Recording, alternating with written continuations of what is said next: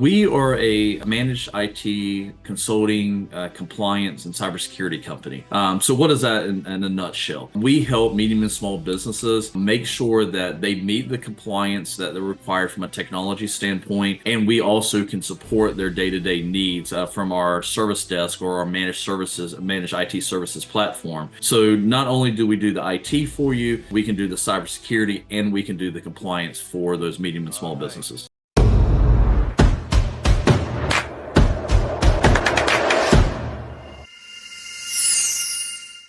Hey guys, and welcome to the Grow IT podcast. One of your hosts here, Trey King. And today we are very excited to have our guest, Mr. Will Nobles from Vector Choice Technologies. And today we'll be diving into his story a bit, as well as what his company does. And then, as always, guys, engaging insights into the technology industry. So make sure to stick around for this one. But without further ado, Will, welcome. Thank you Thanks for so much coming on. for, yeah, thanks for having me on today. Well, I think it's if you don't mind, it's good if you can please just quickly introduce yourself and just give us a bit around your background, please. Yeah, so my name is Will Nobles. I'm the founder and CEO of Vector Choice Technologies, and we've been in business for 16 years now, based out of Atlanta, Georgia. We have offices across the country at 10 locations from Philadelphia around to West Texas. We have clients in 23 states and three countries at this time. And I started it in '08, 2008, and grown it ever since. Wow, that is you said that very quickly, but that's actually quite a lot. You said, you know, you've done quite a lot. Tell me, tell me, Will, what was it like initially, man? That that made you wanting to get into this industry and obviously made you so passionate about what you're doing. It's so funny. I'll take you all the way back to high school days, and believe me, I'm not that young anymore. But I'll take you all the way back then. My teacher would tell you, and I'm still friends with him today. He would tell you I could not turn on a computer at probably 16, and then at 18, I actually built my first computer. Got my first job in technology, working at a hospital. In technology, I was working on AS400 and Windows NT. So it tells you how old I am.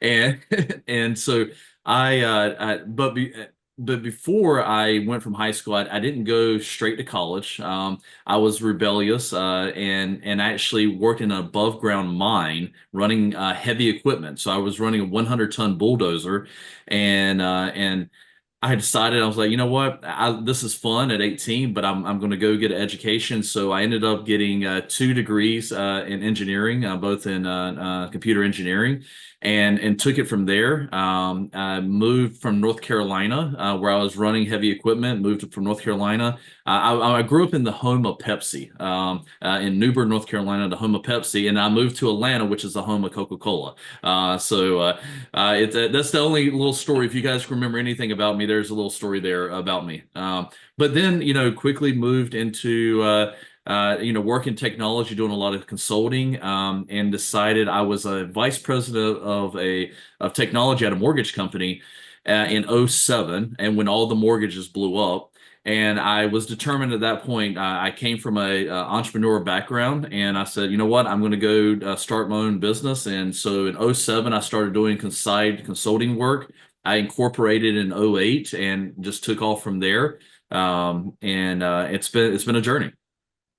Yeah, that's quite a journey, quite a journey. So being first on the Coke side and then the Pepsi side. So which one did you side with at the end of the day? It's funny. I like Dr. Pepper, so I don't know if Dr. Pepper's owned by Pepsi or Coke now, I but think the Coke. Wait, yeah, it might be yeah, Coke. Yeah, I can't remember, but yeah. So I'm not a Pepsi or Coke guy at all. yeah. No, it actually takes me back to those. Well, I mean, the rivalry just from an advertisement point of view, right? I mean, some of those ads are just nuts. It's that's a good rivalry. So, well, you've obviously been around the block and you've got a lot of experience.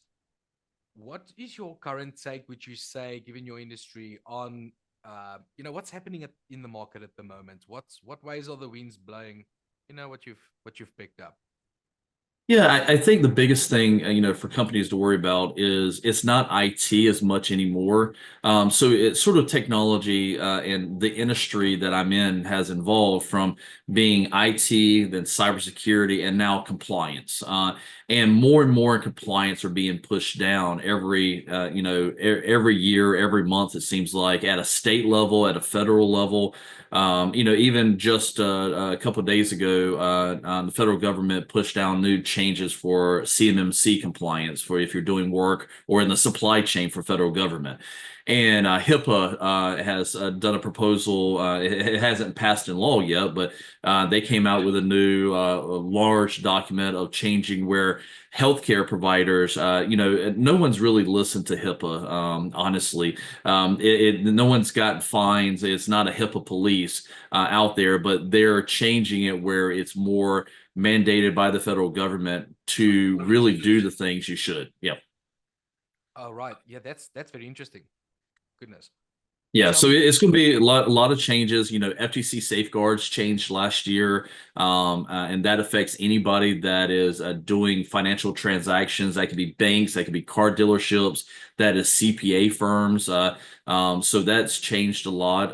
And so compliance is really driving the industry, and I think it's good for all of us. When we work with a CPA firm, we go to a doctor's office. We feel that as a consumer, our data is protected. It's unfortunate that the federal government has to force that on us. But I think it is good for protection of the individual consumer's data. Well, the when it comes to your business, I think it's actually a good time to if you don't mind, just to elaborate a bit more and tell the listeners what is it specifically what your company does. Yeah, so we are a managed IT consulting, compliance, and cybersecurity company. So what is that in a nutshell? We help medium and small businesses make sure that they meet the compliance that they're required from a technology standpoint, and we also can support their day-to-day needs from our service desk or our managed IT services platform. So not only do we do the IT for you, we can do the cybersecurity and we can do the compliance for those medium and All small right. businesses. Gee, so it's like I mean, it's cheap to say one-stop shop, but it's it's like consolidated, right? Whereas I think from a value standpoint, on my end, just on the top of my mind, when it comes to having a provider like you guys, I would especially think when it comes to operational cost that can be lowered. Obviously with that client acquisition cost, you can lower that as well. And and then you only having to speak to one team, right? From a vendor point of view. So I think Exactly, I don't exactly. know if there's maybe something you want to add to that, but I mean, just hearing from what you just said, I mean, that's some good proper value standing out there.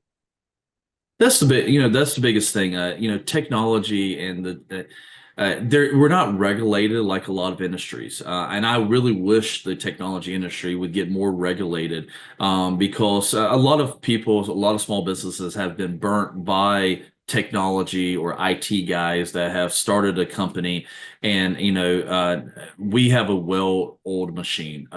We focus on customer service. We focus on our service level agreements. We focus on first call resolutions.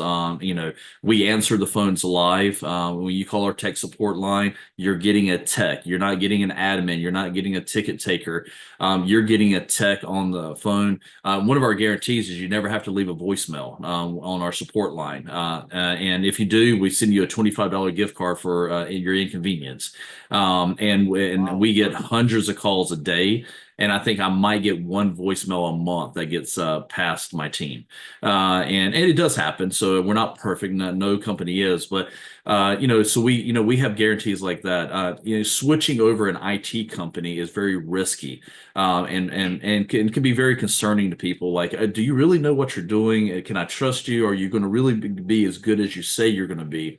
And we actually have a trice before you commit commitment, where the first 90 days, it's month to month. You try us out, and we're going to prove ourselves in the first 90 days before the contract kicks in. So we want to commit to you that, hey, we're so sure about ourselves that we have guarantees throughout the whole relationship that we're going to do a good job for you. Wow, that's excellent. Tell me, I'm curious, what risks are like involved when you mentioned if, for a company to change over from IT service providers? What kind of things plays a role there? I think one of the risks is the current IT or service provider going to play nicely, right? Are they going to accept that they're losing that client? Right. It happens, and I think so there's a risk to the client on that. But also then there's an overlap risk from when one vendor is removing their software and the other vendor is other MSP is putting the software on there. Um, is there any gaps of security for that client? So it's really about having, partnering with a IT provider that has done it hundreds and thousands of times Yeah. of knowing the process and putting a clear project plan and reducing your risk even during that change. Yeah. No, thanks for clearing that. So I actually get it now. If you don't mind, can you possibly give us like one example of, one of your clients, you don't have to mention them, that you've assisted in, in the last couple of months or so, that you've actually seen a significant difference in how they operate since you guys have either started out with them or, taken over. Yep. I'm going to use one a good example. There is we do a lot of small businesses. We do really 10 employees and above. But we have a customer that's 1,100 employees large. So that's on a larger scale than what we normally our clients are around that 50 to 100 employees. But we do have quite a bit of clients in that 800 to 1,500 employee range. So one of our customers, when they moved to us, the first project that we did, we moved them from an on-premise Exchange server, which is your email server, and we moved them to Microsoft 365. And when we moved them, that was right before COVID. That we actually finished the move in January of 2020, and I know it wasn't recent, but this is a good No, story. no, Yeah, but they have out of all their employees, I think 600 of their employees work remotely. right. When COVID hit, that saved their how they function because they had all their data in Teams and in OneDrive. They were communicating. They were able to be remote. They were not locked down to the office and the communication to the office. So that that's one example of how we help customers. We also help customers. A lot of times they will call us and say, "Hey, I got hit with a ransomware attack." And they're saying that's $100,000, to get my data back. Can you help me?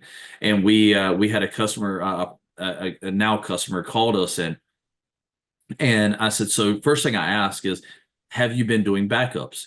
Well, no, unfortunately, for the past 14 months, we haven't had any backups because we were too busy. That's what we do for companies. We don't say we're too busy. We monitor the backups on a daily basis to make sure they complete successfully. We're every quarter we're testing those backups to make sure they come up. And that's the type of IT and cybersecurity partner you want to partner with. It's someone that's not going to sell you widgets and tools that you don't need, but sell you things that are either you need or you're mandated by state or federal regulations to have in To place. comply. Yep. Right. Right. Yeah, man. Geez, that's such a good story. Uh, well, I would like to, if we can maybe focus just a bit more on you and the business itself. I mean, you've had this company for quite some time now, and obviously along the road, you find yourself that there's a couple of bumps, right? It's not always roses. Just one or Uh, two. yeah, just to be diplomatic about it. There's a couple of bumps in the road. The Would you kindly share like one bump or one hurdle you had that you decided, geez, there's something urgent that needs to happen here? If you don't mind to provide an example of, such a bump and what you did during your journey, what you did to overcome that to obviously grow the business even bigger. Yeah, I think every company has this, and probably any business owner maybe listening to this will understand is cash flow is always the bumps in the road, right? Cash flow and employees and having the right employees. So I think the biggest thing to help both of those, one, have the right employees in the right seats. Getting and so by having the right employees, making the company better, making it run smoother and more efficient helps with cash flow, right? You don't lose customers. You fix the issues that you're having. But as you grow, it's always if I have that one employee. If I have this one position, I'm good. And then you hire that position, and then you start thinking about now, oh God, I got to have middle management now, and then I've got a C-level team.